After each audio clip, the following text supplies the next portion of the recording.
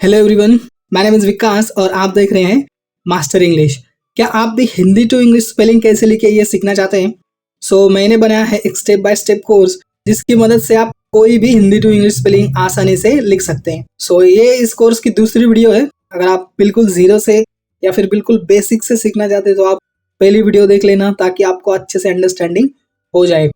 Without wasting any time let's get started. आज की इस वीडियो में हम सीखेंगे हिंदी की मात्राएं। अगर आप हिंदी की मात्राएं अच्छे से समझ लेते हो तो आपको हिंदी टू इंग्लिश स्पेलिंग लिखने में कोई भी दिक्कत नहीं आएगी। यहाँ मैंने लिखे हैं हिंदी के स्वर, उनकी मात्राएं और साथ ही साथ उनकी इंग्लिश भी। हम हिंदी टू इंग्लिश स्पेलिंग सीखना चाहते हैं तो इसकी आपको इंग्लिश भी आनी चाहिए, इसलिए मैंने इंग्लिश भी साथ ही साथ यहाँ पे लिख दी है और यहाँ पे है काफी सारी प्रैक्टिस। तो चलिए शुरू करते हैं। मैं एक बार इन स्वरों को पढ़ूंगा। अ, आ, ई, उ, री, ए, ऐ, ओ, औ, अम, अन, अह। इसे हम अम भी पढ़ेंगे और अन भी पढ़ेंगे। यहाँ पे मैंने लिखे हैं कुछ एग्जाम्पल। तो चलिए अब समझते हैं कि व्यंजन में स्वर मिक्स होकर हमें कैसे एक साउंड प्रोड्यूस करता है। यहाँ पे मैंने लिखा है क और ये एक छोटा सा आप देख रहे हैं नीचे की तरफ। जब ये किसी भी व्यंजन पे रहेगा तो हम उसे आधा ही पढ़ते हैं, क प्लस अ, क क। जब आप व्यंजन में अ मिला देंगे तो हमें क मिलेगा और उसमें से अ की ध्वनि हमें सुनाई देगी। व प्लस ई, वी। तो इस तरीके से स्वर व्यंजन में मिक्स होकर हमें एक साउंड प्रोड्यूस करते हैं। तो चलिए अब शुरुआत करते हैं अ से। अ, इसे हम अ पढ़ेंगे। इसकी कोई भी मात्रा नहीं होती है और इसके लिए इंग्लिश में हम ए यूज करेंगे। तो चलिए एग्जाम्पल से समझते हैं। अ, म, ज, द, अमजद। अब यहाँ पर ये जो अ है ये डायरेक्टली लिखा हुआ है अ, तो इसमें हमें और स्वर नहीं जोड़ना है। म, अब म में हमें कोई भी स्वर नहीं आएगा क्योंकि हम इसे डायरेक्टली पढ़ते हैं अम, जद, अमजद। तो जब भी हम डायरेक्टली किसी दोनों वर्ड को पढ़ेंगे तो जो दूसरा है उसमें स्वर नहीं आता है। अमजद। अ, ज, य, अजय। अक्षय, अक्षय। ध, व, न, धवन। र, ज, त, रजत। क, र, न, करण। आपने नोटिस किया होगा कि इन सभी में अ का साउंड हमें सुनाई दे रहा है, जैसे कि जो, क्ष, व, ज, र। इन सभी में हमें अ की ध्वनि सुनाई दे रही है। तो चलिए अब देखते हैं आ की जो मात्रा होती है एक ऐसा डंडा बना रहेगा, इसे आकार भी बोलते हैं हिंदी ग्रामर में और इसके लिए इंग्लिश में ए या फिर डबल ए हम यूज करेंगे। जब हम स्पेलिंग लिखें तो मोस्ट ऑफ द टाइम ए का ही इस्तेमाल करेंगे और समटाइम्स डबल ए का भी इस्तेमाल करेंगे। स, ल, मा, न, सलमान। जब हम पढ़ेंगे तो हमें अ की ध्वनि आएगी। ल में हमें कोई भी साउंड नहीं आएगा क्योंकि हम इसे सल, ऐसा हम इसे डायरेक्टली पढ़ते हैं। माँ जब आप बोलेंगे तो आ की ध्वनि आपको आएगी। मा, न, सलमान। खा, न, खान। रा, जो, पा, ल, राजपाल। जो में भी हमें यहाँ पर कोई भी साउंड नहीं आएगी क्योंकि हम इसे डायरेक्टली पढ़ेंगे राजपाल। राजोपाल ऐसा तो नहीं पढ़ेंगे हम, इसलिए राजपाल। माधवन, माधवन। यहाँ पे भी ध में हमें कोई भी अ की साउंड नहीं आएगी।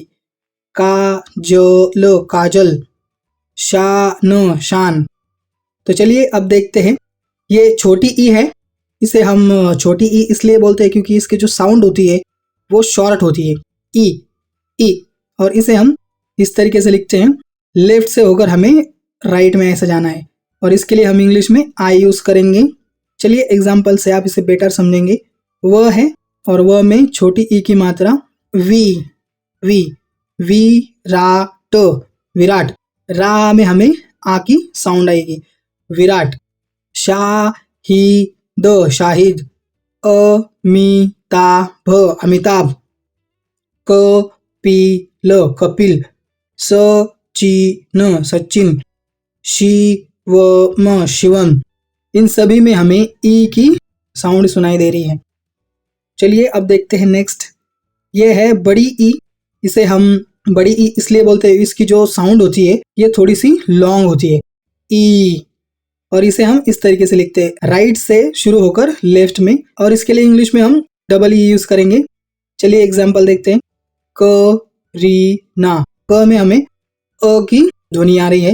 री री हमें थोड़ा सा लॉन्ग साउंड इसमें आएगा, इसलिए हम इसे बड़ी ई बोलते हैं।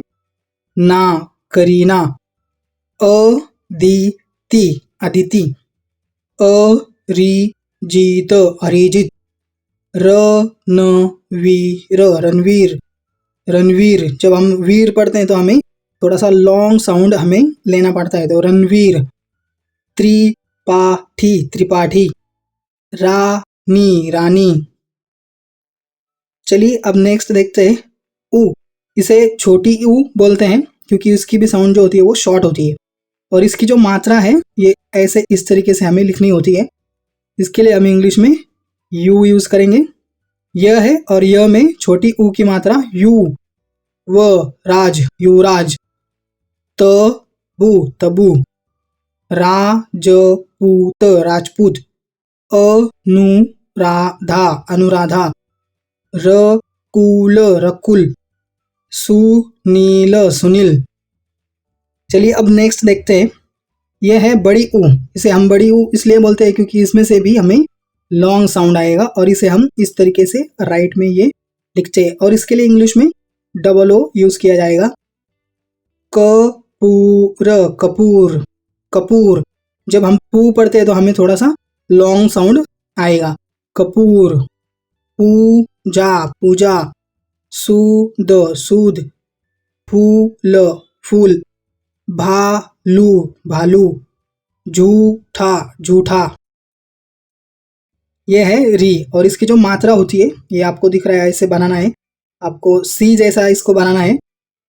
इंग्लिश में हम इसके लिए यूज करेंगे आर आई री। री ती क। यहाँ पे ह है और यहाँ पे ऐसा ये सी जैसा बना हुआ है, ऋतिक। कृषक। क है और क में री की मात्रा क्री। कृषक कृषक। ऋषि। यहाँ पे डायरेक्टली री लिखा हुआ है, ऋषि। क में री की मात्रा क्री। कृष्णा कृष्णा। कृपा कृपा। त्रिशा त्रिशा। चलिए नेक्स्ट देखते हैं। ये है ए। इसमें से हमें ए की ध्वनि आएगी, साउंड आएगी।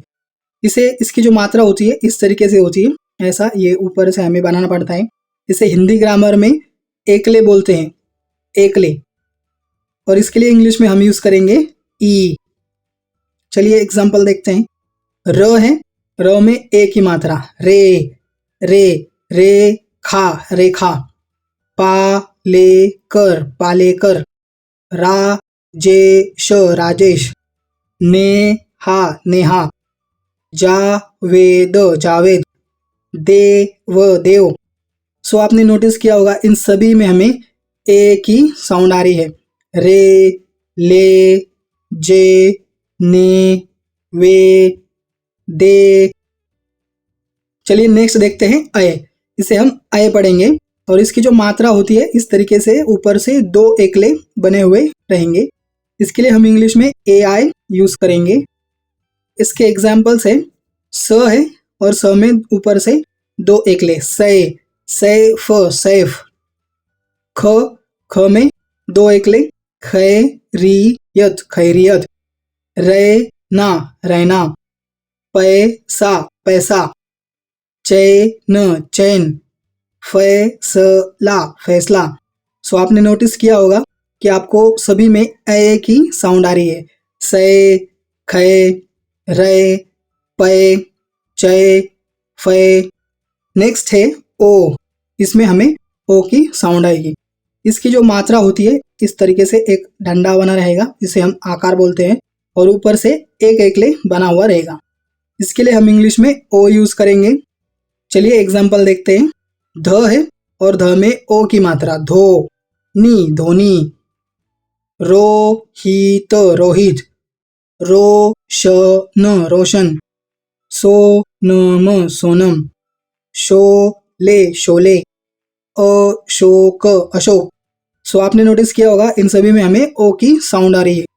धो, रो, रो, सो, शो, शो। चलिए नेक्स्ट देखते हैं आओ। इसको हमें आओ पढ़ना है।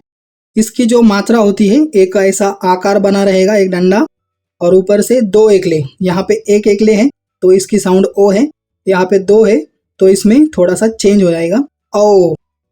यहाँ पे दो एकले बने हुए रहेंगे। इसके लिए हम इंग्लिश में ए यू यूज करेंगे।